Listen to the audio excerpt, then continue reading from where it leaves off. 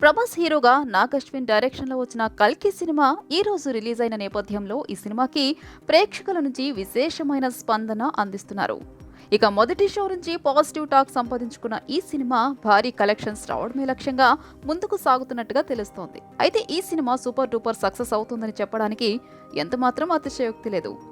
అయితే ఈ సినిమాను చూసిన చాలా మంది జనాలు ఇప్పుడు సోషల్ మీడియా వేదికగా కల్కి అవతారం నిజంగానే ఉందా, ఆయన ఎక్కడ పుడతాడు, ఎప్పుడు వస్తాడు, ఎలా శత్రువులను నాశనం చేస్తాడు అనే విషయం గురించి తెలుసుకునేందుకు విపరీతమైన ప్రయత్నం చేస్తున్నారు.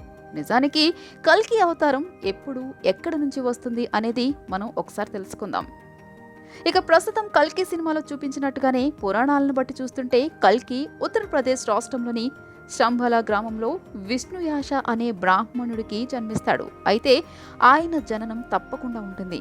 ఇక ఆయన రాకతోనే శత్రు సంహారం అనేది సమూలంగా అంతం చేయబడుతోంది. కల్కి అవతారం పైన కొన్ని వార్తలైతే ప్రస్తుతం సోషల్ మీడియాలో చక్కర్లు కొడుతున్నాయి. శ్రావణ మాసంలో శుక్లపక్షం షష్ఠి నాడు కల్కి అవతరిస్తాడు అంటూ కొంతమంది చెబుతున్నారు. ఇక ఇంగ్లీష్ క్యాలెండర్ ప్రకారం అయితే జూలై ఆగస్టు నెల మధ్యలో కల్కి జననం ఉండనుందని తెలుస్తోంది. ఇక శ్రీకృష్ణుడు జన్మించిన 21 పక్షముల తర్వాత కల్కి ఈ భూమి మీదకు వస్తాడని కొన్ని శాస్త్రాలు తెలియజేస్తున్నాయి. ఇక కల్కి భూమి మీదకి రాగానే ఇక్కడ ఉన్న దుష్టులను సంహరిస్తాడు. అందులో భాగంగానే కోక వికోకలనే రాక్షసులను చంపేస్తాడు. ఇక కల్కి సినిమాలో కూడా నాగ్ అశ్విన్ ఇలానే చూపించాడు.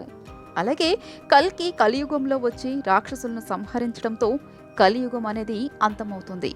ఇక అప్పటి నుంచి సత్యయుగం అనేది ప్రారంభం కాబోతుంది. కల్కి 64 కళల్లో ఆరితేరుంటాడు.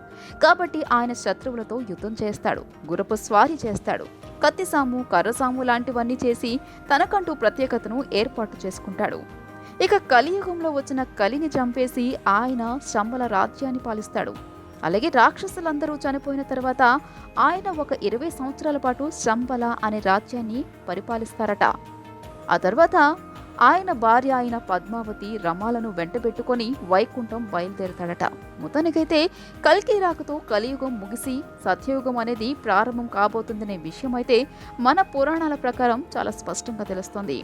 మరి ఆయన రాక కోసం ఎన్ని సంవత్సరాలు పడుతుందో తెలియదు, కానీ మొత్తానికైతే ఆయన రాకతోనే కలియుగం అనేది ఎండవబోతున్నట్టుగా తెలుస్తోంది.